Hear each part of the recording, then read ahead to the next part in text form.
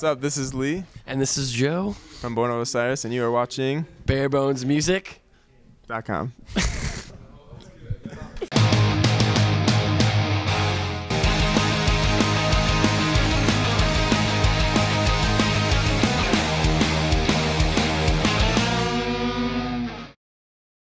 Evil G, BareBonesMusic.com. Here with Lee and Joe from Born of Osiris, guys. Thanks for sitting down with us. How you doing? Doing very good. We were just talking a little bit. You said the past couple weeks have been total chaos. What's been going on? Yeah, so we decided to play all of our older songs to a click. So our whole set is to a click now. The purpose is because we have a lighting rig, and so we're having it all sync together.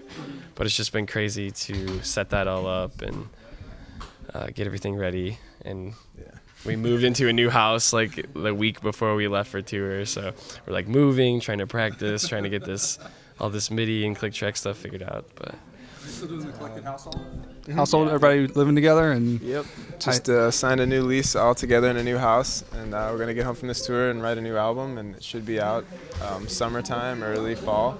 We're really excited about that. It's just, like you said, it's been a crazy couple of weeks. You know, it's weird. We've been playing all these old songs, even though we've been playing them for like 5 years now. It's just we've been playing them and just feeling it out. And then when we busted all the album tempos out and started doing that, it was just like, wow, this feels really weird. We didn't play it this fast or this slow. It's crazy, you know. The beginning of tour is always a little, hectic and scary sometimes. But once you get in the groove, it's awesome. The last time we caught up with you, it was I think it was literally days before the Discovery came out. You said A Higher Place was something that didn't go over well with fans. You didn't play a lot of the stuff live. Has that changed with the Discovery? Has the response been much better, what you anticipated more so? Yeah. And been able to play much more from this album? Yeah, definitely. That was definitely the goal of this tour, being called the Discovery US Tour, is we wanted to play as much off of it as we could. But with 3 albums out, you kind of still have to spread it out.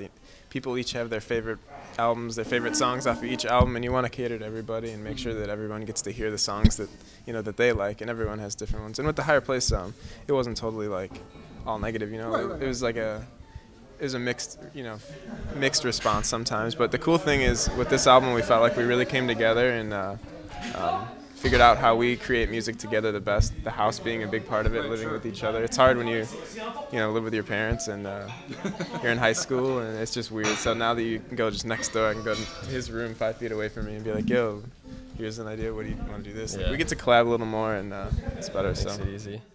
And I think like you said, you saw us right before it came out.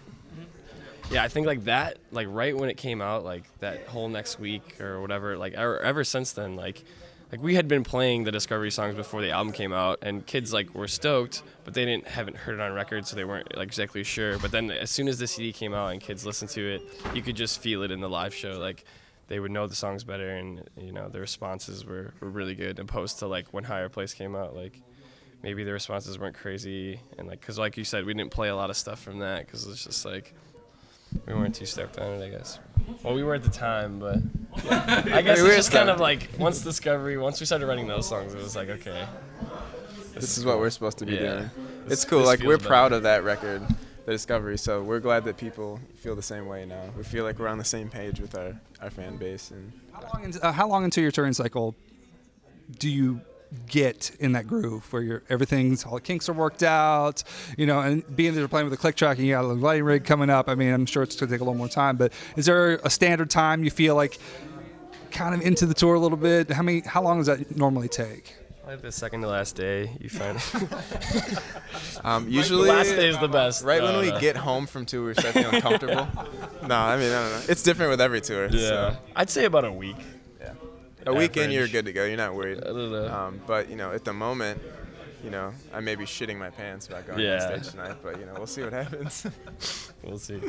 Issues. You were here. I was talking to you a little bit earlier that you were here during the All Stars tour this past summer. And I was here doing some shows. I didn't get to talk to you guys, but I said that I noticed that you were off to the side giving a couple of kids a guitar lesson. Mm-hmm. Tell me about that. I mean, I've never seen that. Not saying it doesn't happen, but I mean, how do you get a guitar lesson in Louisville, Kentucky? For sure.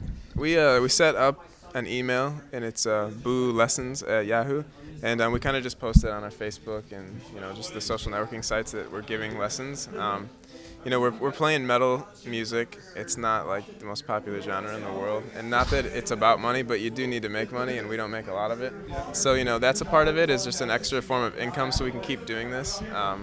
Also, it's just cool, you know, like if I think about when I was, well, you're always learning the guitar, but if I had the chance to play with like maybe Guthrie Govan, who's my personal favorite guitar player, I think that would be a really cool experience. And if I had the money and he was coming to, you know, Chicago or something, I would be interested in doing something like that. You know, so I think it's cool to be able to, you know, provide that for your fans and stuff.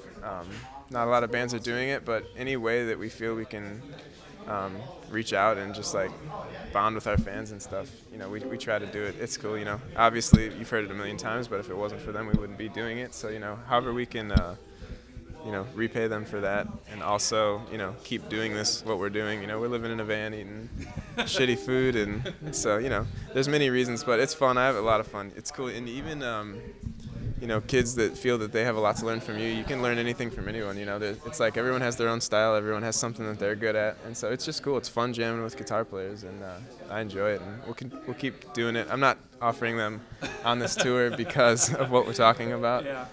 It's been pretty crazy, but yeah, when we feel like comfortable, we got the time during the day, I like to do that. It's a lot of fun.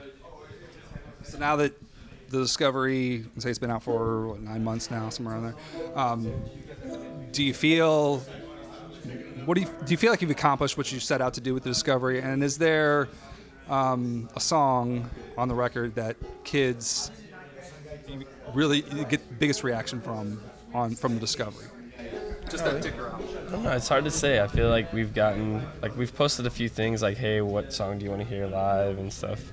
And it's always a lot of mixed reviews. Like, kids are digging all the songs, which is what we were going for. We wanted a record you could play from front to back and not have to be like, I'll skip this track. Like, definitely. There's different songs that different kids like, and that's the best part. So when we post those statuses and stuff, like, what do you guys want to hear? It's just so mixed, which is good. We can't get anything from it. It's a good sign, you know. It would be a bummer if they all posted the same song, and then it was just like, okay, well, we got 15 songs here. What are we going to do? But it works. I would say, like, maybe the songs that we advertise a lot get better crowd response just because, you know, there's a group of kids, well, there's a large group of your fan base maybe that does more Facebook than they have like a copy of your album. So like maybe they hear the songs that you post, or maybe the songs you have a music video for and things like that. So maybe like follow the signs and recreate and stuff probably are going over the best at this point because we've been pushing those songs. We have a live video for Recreate, and we have a video coming out, I believe, in the next couple of weeks for Follow the Signs. So yeah, those songs are a lot of fun to play, but it's cool. Like this tour, we're playing 2 songs off the Discovery that we've never played live before. Okay. And so, which are? They're Singularity and Regenerate, and that's a lot of fun because I still love playing all of our old songs, but it's cool when you get to go on stage and play something totally new. It's just like, it doesn't feel so, not that it ever feels like a stale or anything like that, but it just feels really fresh to go and play after so new many songs. years. Yeah. So after this leg of December 12th, this little leg of the tour ends, what's immediately after that? And the new album that we've been talking about. We got a month and a half off, so we're going to do that. This tour isn't going to the West Coast. There's no California shows. There's no Denver or anything like that. So we're going to try to, mid-February, I believe, do a West Coast and hopefully Canada, because we've been not able to get into Canada for 2 or 3 attempts in a row now. People are upset with us in Canada, and it sucks. You know, I don't know what they think, but we're trying really hard to get over there. Oh yeah. We've been posting things on the Facebook page, and like regardless of what we post, there's just come to Canada. Yeah. Off subject totally, but we really want to. Doesn't like us. We're trying. So yeah, we're gonna try to get that in February along with the West Coast since we missed it on this tour, and that'll be fun. Canada's a blast, West Coast a blast. So we're looking forward to that. There seems to be a big trend right now with bands having their songs remixed and put on the album, like bonus tracks or whatever. Big Chocolate and even Ben from Dillinger Escape Plan's doing a lot of that stuff. Do you guys see that for you? Do you see somebody? We've already done it, actually. Okay. We have songs coming out on the Asking Alexandria Stepped Up and Scratched remix CD. Okay. Each of us did a song. So yeah, that's exactly what we're talking about. It's a lot of fun. It's really cool to look at a song and see how you can take it apart and put it back together a different way, and you can totally change the genre, and it's a blast. Really is a blast. That's definitely one of the things we do to kill time and hang out. What's one song that has been remixed just like that's of ours? Awesome. Yeah. I don't know if actually you I did. It was like the first remix I ever did of any song, and I did Ascension, I think, and it was okay. It was like glitch pop, not glitch pop. It was just like really glitchy. Like I was just like cut up all the vocals, and it was just like crazy. Lee did Automatic Motion. Oh, actually, yeah, I did. Yeah.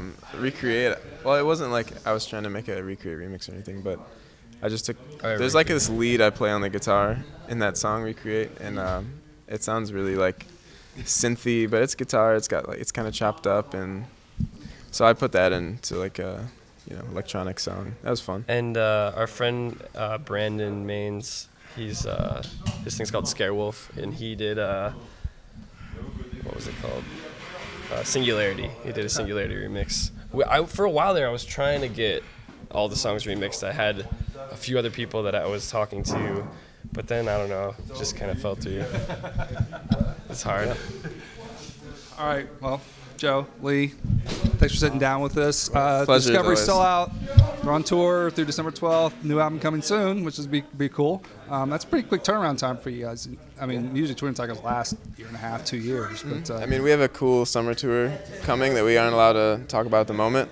But we really wanted to plan the release around that tour. Oh, awesome. So that's kind of the reason we're going into it quick. But we're not doing it unprepared. We don't do that. So like the thing is with us is we're always writing music. It never ends. That's like when I go home, all of us, when we all go home, that's our favorite thing to do is just create music. So it's not like the label's like, yeah, we should do an album. You want to do it in a month? And we're like, all right, let's start writing. Even at this point, we already have 5 songs started at least. Right. I don't know if the next album's going to be a 15-song album like this one was, but it's definitely the songs that we put on it. We're going to be prepared, and we're excited. Like we're moving to a new house, new vibes, and cool. It's going to be a lot of fun. Awesome. All right. Discovery, check it out. Pick up the new record coming out soon. So good luck with the rest of the tour. Thank you. Congratulations on that out on Discovery and all things, and hope all goes well for you. All right. Thank you very much.